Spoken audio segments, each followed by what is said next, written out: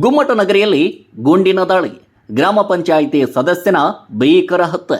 ದುಷ್ಕರ್ಮಿಗಳಿಂದ ಗುಂಡಿನ ದಾಳಿಗೆ ಗ್ರಾಮ ಪಂಚಾಯಿತಿ ಸದಸ್ಯ ಭೀಕರವಾಗಿ ಸಾವಿಗೀಡಾದಂತಹ ಘಟನೆ ಗುಮ್ಮಟನಗರದ ಹೊರವಲಯದ ಅಲಿಯಾಬಾದ್ ಕೈಗಾರಿಕಾ ವಸಾಹತು ಪ್ರದೇಶದಲ್ಲಿ ಮಂಗಳವಾರ ಸಂಜೆ ನಡೆದಿದೆ.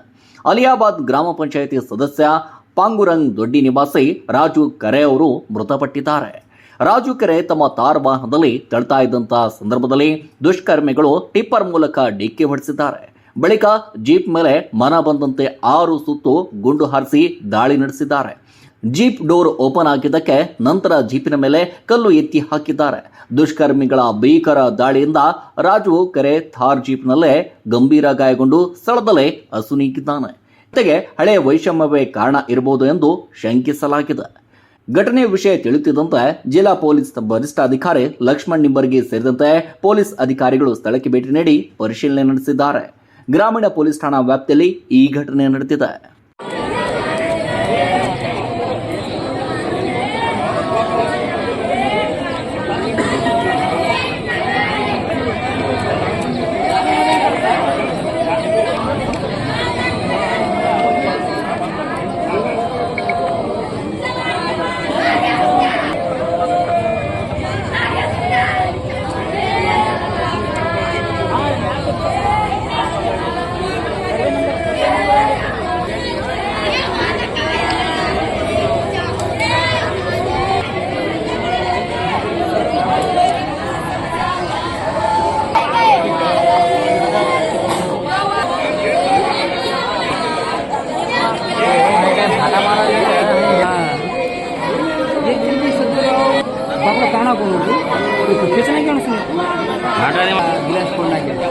एवा वड़ा वड़ा फटा वो ना मार माया लट लट पड़े